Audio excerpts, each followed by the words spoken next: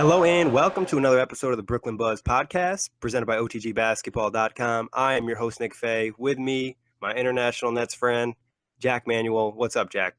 Quite happy, Nick. You know, the Nets had a decent weekend, but unfortunately ended poorly with the Jazz loss and the unfortunate Russell injury. Luckily, it wasn't too serious. Yeah, luckily nothing too serious. And like you said, I'm pretty happy about it. Going in the matchup, I think we said last week when we talked about it, it'd be nice to come out with a win against the Blazers and Jazz, but it wasn't the most likely thing. But the Nets stepped up. They picked up the win in Portland on Friday. They had a close one in Utah on Saturday, so can't really complain about the effort. Now, 2-3 on the road trip easily could have been 3-2, so I'm pretty happy about it, especially with the injuries we've had. Yeah, the fact that we've been able to show such energy with the lack of bodies that we've had, especially with the bigs.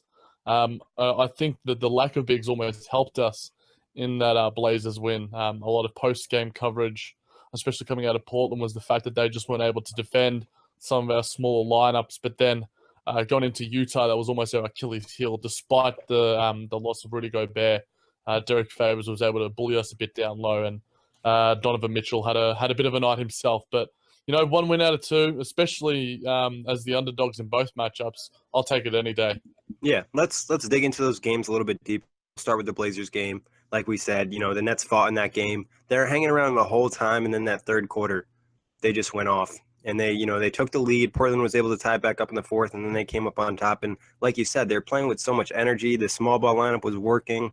The Blazers elected to match the Nets with small ball instead of playing Nurkic. Do you think that helped the Nets a lot in that situation? I think it did, to be honest, because you look at the guys that we've sort of got. RHJ is one of the better guys. You know, he's probably not like elite by any stretch, but in terms of his defensive effort that night, I would say he was almost as important, if not as important, as D'Angelo, especially down the stretch with those 2 steals.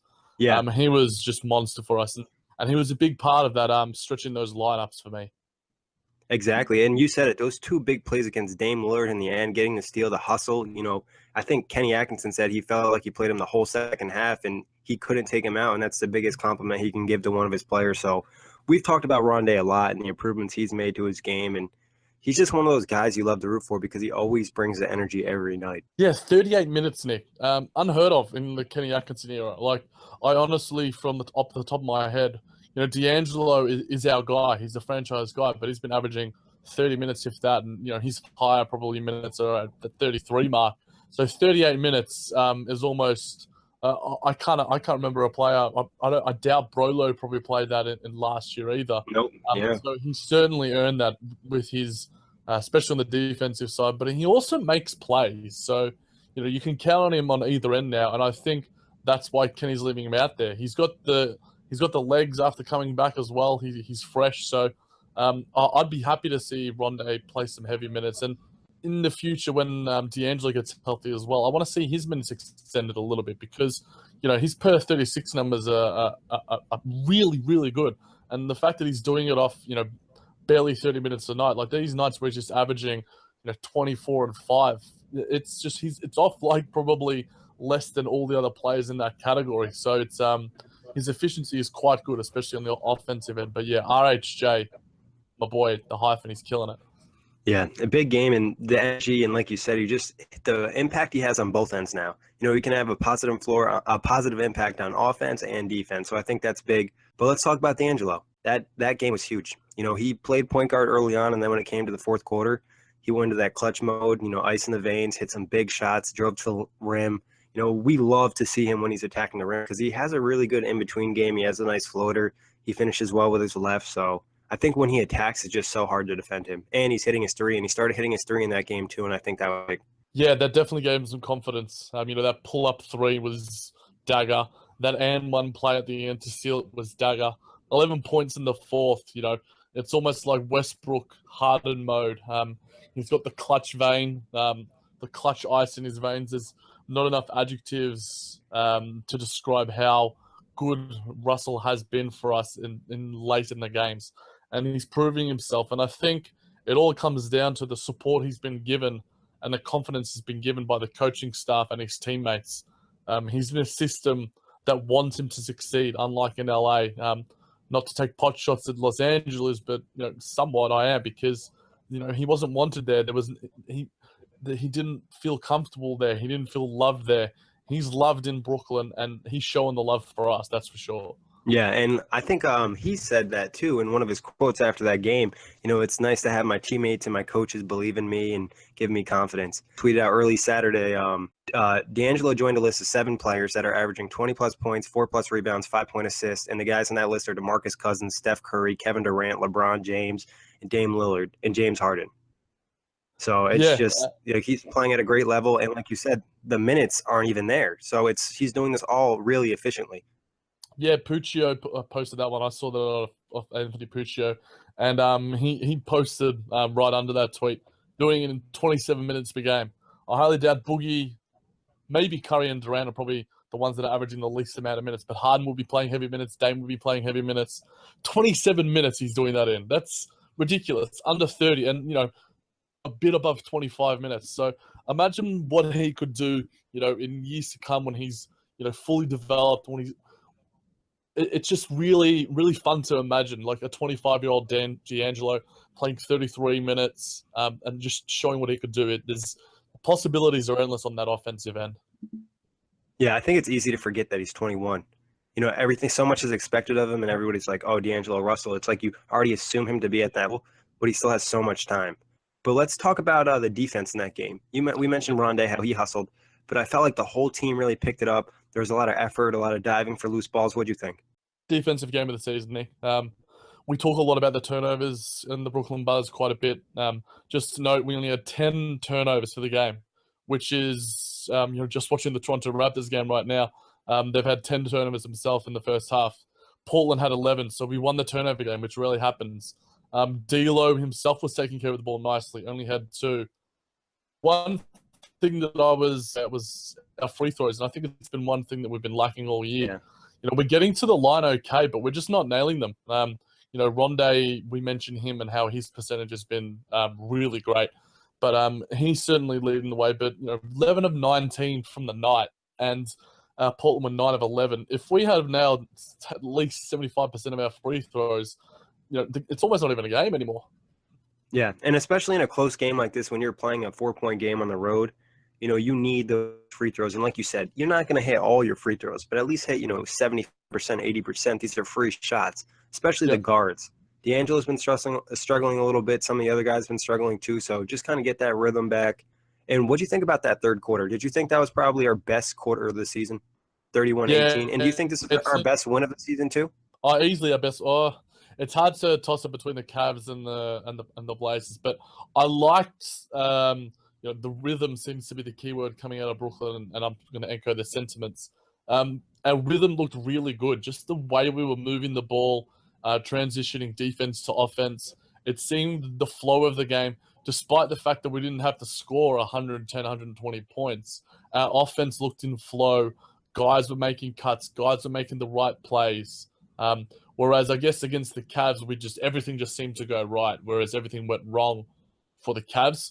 Whereas in this game, despite the fact that Dame and CJ started off slow, those guys are clutch and they've got to put up a fight. And Portland, by no means a non-contender. They're going to be around the mark come the end of the season in the West. So it was against a really good team, and I just really liked the whole flow, the whole rhythm, the whole tempo.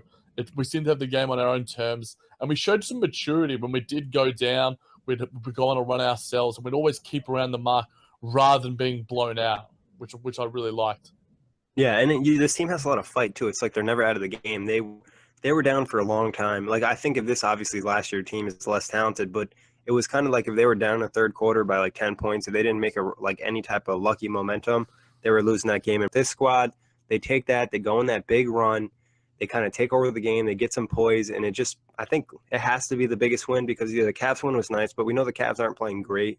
The Blazers aren't by far not the Blazers' best game, but to go in Portland, win on the road, I think that's really big. Huge. And I mentioned the movement off ball from players, how it looked a lot better. It was reflected in our assist numbers as well, winning at 25-17. So it just seemed that the ball was moving nicely. And, the fact that we won the assist battle and we also won the turnover battle, It just seemed to be one of those nights where everything seemed to click. Yeah, they're two very important, stats for each game, and we'll kind of bring them up when we talk about the Jazz game. But moving on from there, let's talk Utah. Obviously, this game we lost it, 8-point loss. We almost pulled it away at the end. Dealt with some more injuries in this game. D'Angelo obviously got hurt close to the end. Spencer Dinwiddie was out. What did you think about this one? Obviously, second night of a back-to-back after a long road trip last game. Yeah, the immediate. I really had no expectations going into this game, Nick. ESPN ran a piece last week or the week before that's ongoing about teams and the scheduling for a lot of teams and how on road trip back-to-backs. And it's a really interesting piece how a lot of teams on those back-to-backs, whether it's a last game or the second game in the middle of a road trip, how likely a team is going to win it. And more often than not, no matter who the team is, unless you're a Golden State Warriors, you're 80% likely. I'm not sure of the stats, but even coaches were quoting and saying like, yeah, we sort of expected this to be a loss. Now, it's not to say that we didn't want to get the win, not by any means. We played some decent basketball, but obviously the energy levels are going to be sapped a bit. Dinwiddie's missing really hurt us. Isaiah doesn't really look NBA ready right now. He doesn't really have the reps right now, despite the fact he's played some decent minutes so far. So it wasn't all doom and gloom. We weren't blown out by any stretch. Utah are by no means an offensive store, and the fact that they could score so easily against us was something that we could probably tighten up. But Favors and Mitchell were just on, and our lack of bigs and our lack of bodies sort of just hurt us. Yeah, and I mean, looking in the schedule earlier in the week, we were like, oh, this is probably a loss. Gobert was out of this game, Rudy Gobert, so that was big, and that gave the Nets an opportunity. But still, I think the energy wasn't there. Like you said in the Blazers game, everything was crisp. People were moving offensively. They really did some nice things. This game, 17 turnovers, 13 assists. The ball movement's not there. The turnovers were there. And the Jazz just came up and played really tight defense from the start, and it kind of frazzled some of the Nets. And they had a stretch, I believe, at the end of the first quarter, things start to go bad. They're up 25-20 at one point, and then next thing you know, Isaiah Whitehead comes in, a few turnovers, a few bad plays. The Nets get themselves in a hole, and they never really got fully out of that hole. No, and we were always sort of playing catch up a little bit. It was exactly, and you can't really do that against a team like Utah who really like to grind out wins. We weren't horrible by any stretch. It wasn't like any ridiculously bad performances like that Knicks game that we talked about a few episodes ago. They destroyed us in terms of on the defensive end, like 12 steals to 7. That's just something. And a lot of those were, poor passes and, just some immature mistakes from guys like LeVert and Whitehead. And, you replace Whitehead's minutes with Dinwiddie. Maybe those mistakes don't happen. Maybe we get a win or we get it a bit closer because an 8-point loss to a team like Utah, even without Gobert, they're still quite deep. They're incredibly well coached by a guy like Quinn Snyder. And, they've got a nice advantage at home there in Utah. So, it wasn't horrible by any stretch, but, it would have been nice to get 2 wins and have some momentum heading back home with a few days off. Yeah, I think the Jazz, they do a great job of making you beat them. They're going to play hard. They're going to earn the win. And the Nets on the other side, sometimes I felt like their offensive sets weren't easy, so they kind of gave up or they ended up taking bad shots. And defensively, the same energy wasn't there. I felt like the Jazz were getting a ton of their first looks. The first opportunity they had this floor, they were taking it, and it was a good look. They got into the paint very easily. Pick and roll was a problem again. You mentioned early before, Derek Favors, who's not even the same player that he was last year or the last 2 years because I feel like injuries have really caught up to him. He dominated pretty much 24 and 12, and he's not even an elite big. No, and that's the thing. Like we harp on Mozgov, but no Allen, no Zeller. Booker was back. Our small ball lineup didn't really help us tonight. It's just going to be nice to actually have. There's always going to be little dinky injuries here and there, but it seems to always affect the Nets at the worst times. And when you have those bodies and you can have a healthy squad, you can see what happened. You look at our preseason, our early season form was quite good for the most part, apart from a game here or there. So when we're healthy, we're a team that can beat any other night, apart from maybe some of those really, really elite teams. But, when it comes to the sort of lower fringes of the playoff race in the East and West, the Nets are going to give it a shake. And that was proof against Portland. And even against Utah, we had our moments. We outscored them in the third and fourth, but it was that second quarter that really blew us out. Yeah, exactly. And it looked like the second of a back-to-back, especially on the road. Yeah. They had a lot of early easy misses. They didn't die for a few loose balls that they got the night before. So just the small things. You can't, like you said, you can't really be mad about the performance, especially because they won in Portland the night before. But those are the kind of games. I think they got it down to 4-2 at the end of the game, or 4 or 3 points, and it was really close. But then D'Angelo went down, and that kind of, I think, hurt the confidence of the squad. They don't really, especially with Dinwiddie out, it's tough. Yeah, when you've got your three floor generals, we forget because Jeremy's injury happened so early in the season. That's our 3 best point guards that aren't out on the floor. You take the 3 best point guards of any team in the NBA, whether it's take Steph Curry, Sean Livingston, and maybe Andre Iguodala off the Golden State Warriors. Who are they going to have? The Cavs are struggling without their top point guard. Yet they've still got Derrick Rose at least for a couple of minutes, even though he's playing like trash. They'd have Jose Calderon playing some heavy minutes. Luckily, we've got an Isaiah Whitehead who gives you energy. He's going to do all he can, but he's still finding his footing in today's NBA. It's sort of like he's thrown into the fire a little bit, like he was last year when Jeremy Lin again went down. But it's going to hurt us, and hopefully we don't have those same injuries, and we're going to have to experiment a little bit with the lineups, and maybe play some heavier minutes for Rondae and for Carroll, because those guys have been steadying presences for us. But maybe this could be good for Isaiah. Get him some reps, because if these injuries happen again, or we need to give some guys some rest, the minutes could be good for him. Yeah, I think Isaiah. The problem is the Nets want to be a point guard, but I don't think he really is a point guard. No. I think that he's best off playing off ball as maybe one of those combo guards that plays with a guy that's the 2 that can kind of run the show. He just doesn't necessarily look comfortable running the offense. He looks a lot better when he just puts his head down, drives to the rim. He's just playing as like an all guy that doesn't have to worry about getting everybody else involved. And defensively, He's not bad because he brings some toughness. So it's just like in that point guard position, he just doesn't work. This is where, I don't know this, but the Nets tried to get Jameer Nelson before he went to the Pelicans. This is a situation if they had him, you'd feel a lot better. Yeah, it's like we're missing 2 pieces, Nick. We're missing a decent big, whether it's a veteran or a young, whether it's an Okafor or whoever it might be, and we're missing a guy like a Nelson, or just a guy who's even you look at how or a healthy squad, even just a healthy squad. Just a healthy squad would be nice. Injuries happen, but you're forced to play guys, and it's gonna obviously improve our depth and the quality of our depth going in later into the season. But it sucks that it has to happen now. You look at Jarrett Jack out in New York and how he's sort of helping out the sort of role he's playing alongside Ntilikina. If we had that sort of veteran presence, I think it'd be nice to see. We've mentioned about making a move. Maybe if these injuries continue to happen to some of our floor generals, we make a move for a guy off the waivers list. I'm not going to even utter his name, but I'm sure a lot of fans would be thinking, Deron Williams is still on the waiver list. He hasn't been picked up yet. God, no, we are not going to bring Williams back to Brooklyn, but a guy like him would be nice. Yeah, I mean, you never know. I doubt they would bring him back, especially with his attitude. But you said, somebody like that, and the Nets had their veteran point guard Lin. He just goes down the first game of the season. They're pretty good in the point guard area, but then D'Lo I think went down early, close to the 2-minute mark in the fourth quarter, and it didn't look too bad though. It just looked like he jammed his knee, kind of.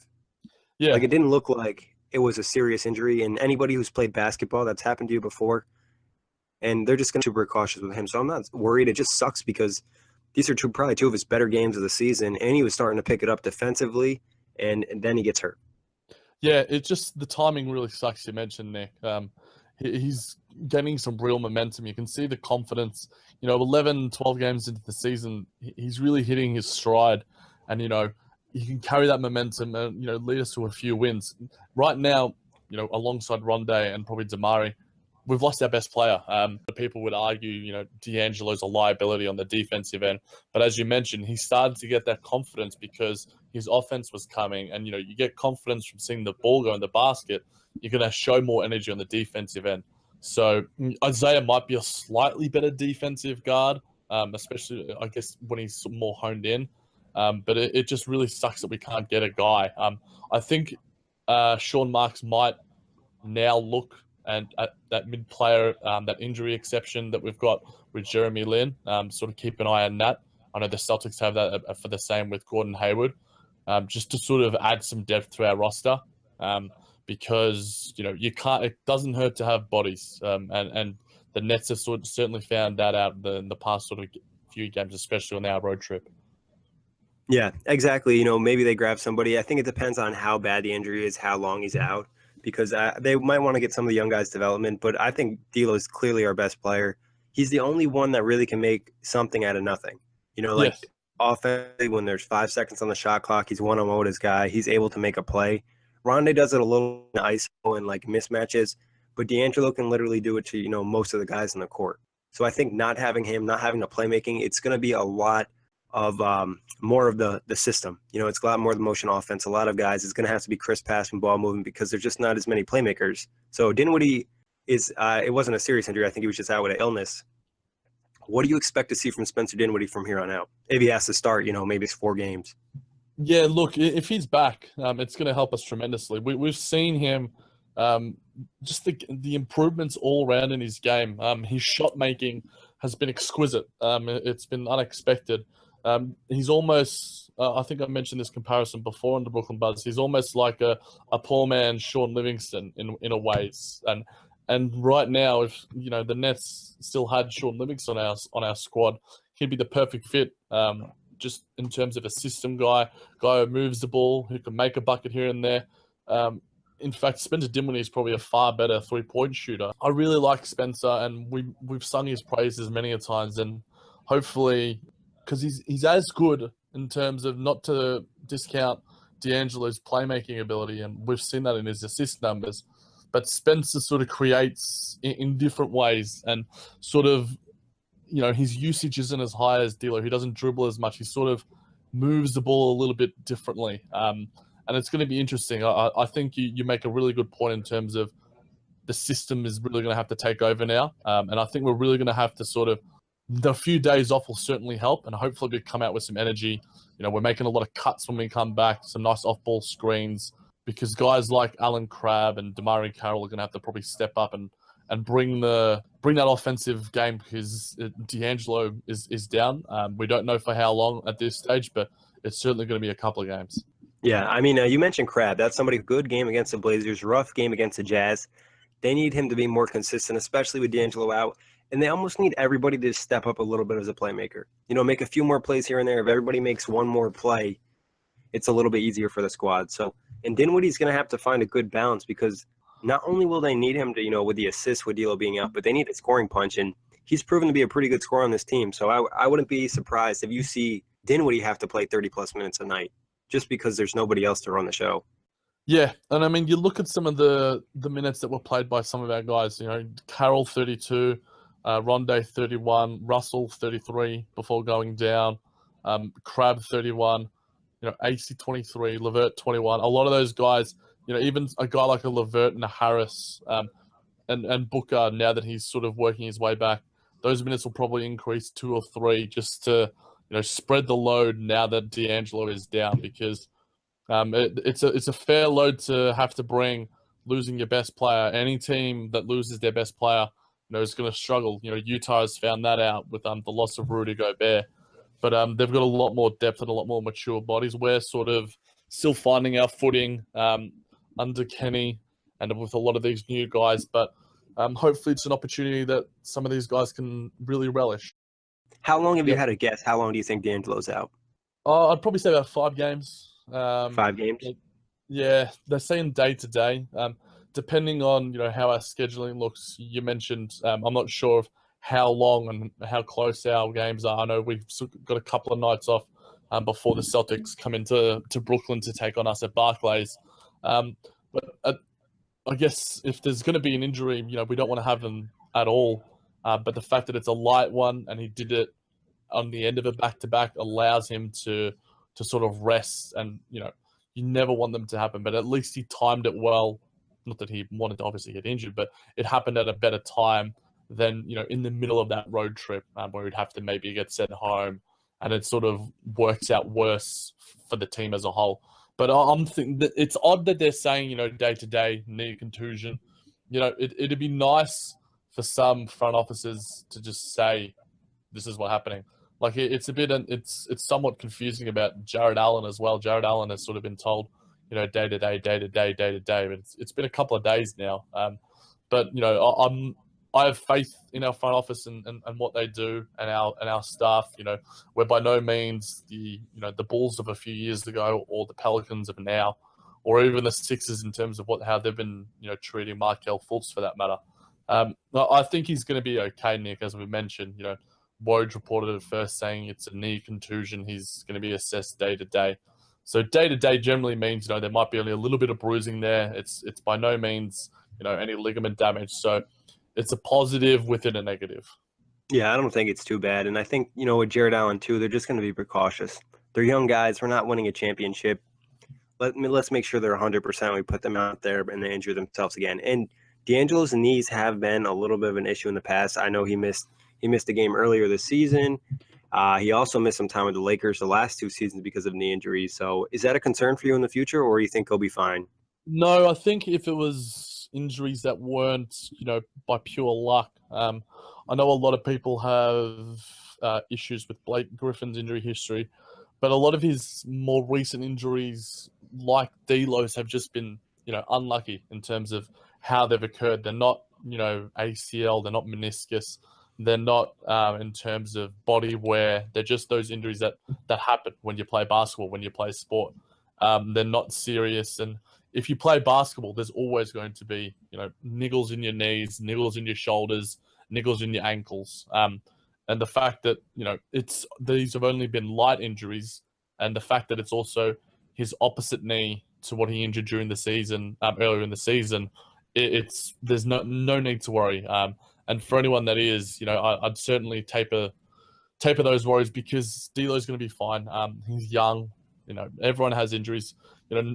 We can't all be LeBron James having cryogenic chambers and having otherworldly human bodies, but D'Lo's fine. Yeah, LeBron's like an alien. Like, he'll sprain his ankle, it'll be turned completely the wrong way, and then all of a sudden he gets up, rolls up, dunks on somebody the next play. That Rockets game, it was just like, I saw, not to go on a tangent, but an alien is a perfect way to describe him, because he's human. How can you do that to your ankle and then put in a performance like he did? It's just, and I was listening to Jackie McMullen of ESPN. She's like, well, when you've done that many injuries, maybe it's just that, your body is just used to that pain tolerance, and those ankle sprains don't feel as bad as they did when you first do them. I guess the only worry with D'Lo is in terms of when you do an injury in the first place, that's the most likely reoccurrence of an injury. The fact that you've done it in the first place. Look at D Rose, he's done an ACL, so he's done a couple. Jabari similarly.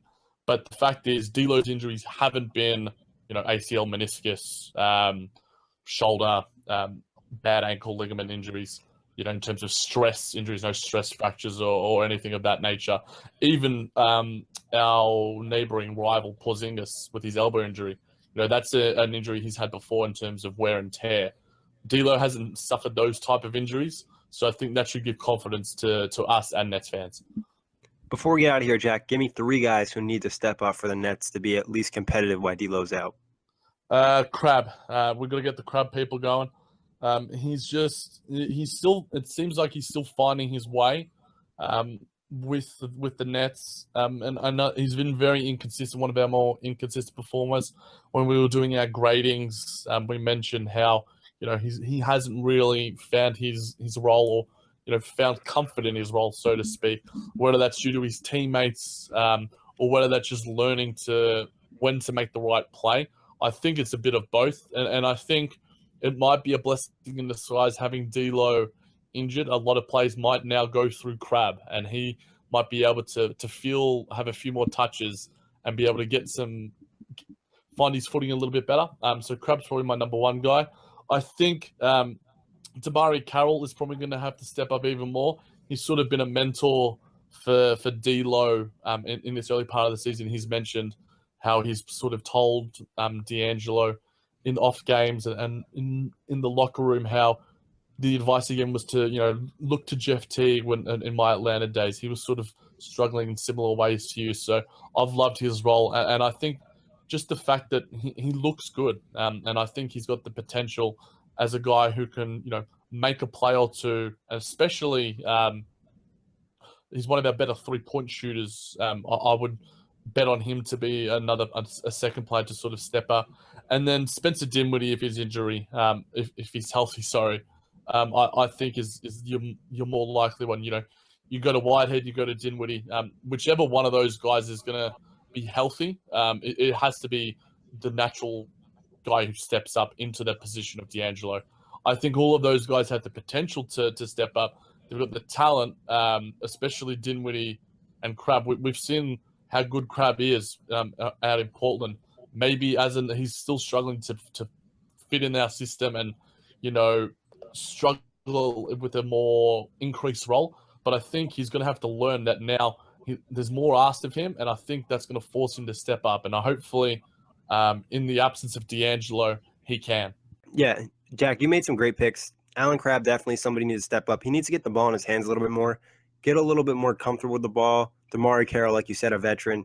He sometimes is able to handle it a little bit too, make a play for himself, get some free throws. He's done that a lot this season.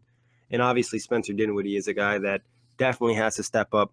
I also like to see Karis LeVert step up. They're going to need him more as a playmaker, especially with Isaiah Whitehead playing a lot. So that'd be a guy. Isaiah Whitehead, too. He's going to see minutes now. It's either Isaiah Whitehead or Sean Kilpatrick.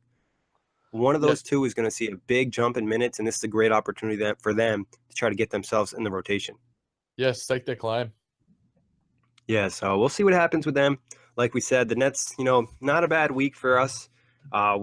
We come back every time the Nets play 2 games and they go 1-1. We finish the season around 500. I think we'll be pretty happy. I will be more than happy with that. And having a chat with one of my mates at a bit of pickup basketball yesterday, Nick, I was saying to him how, I'm hoping that we can finish with 30 or so wins.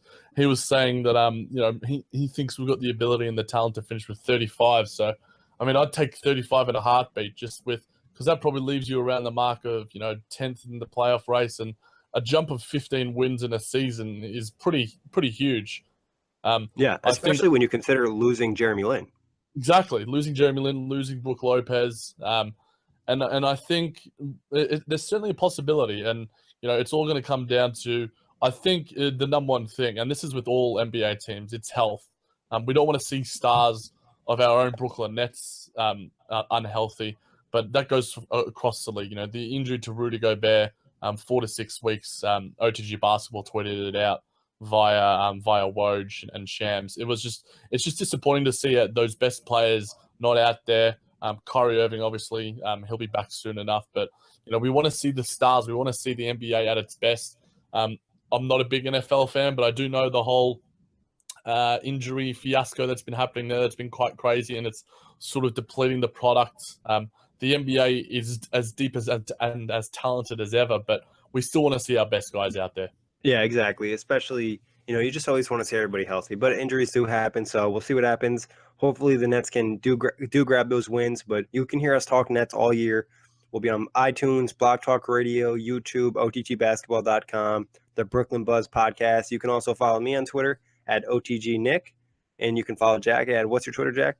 At the J-Man JBT. And you can also follow Jack. And as always, thank you everybody for listening. Jack, thank you for hopping on, and have a wonderful night.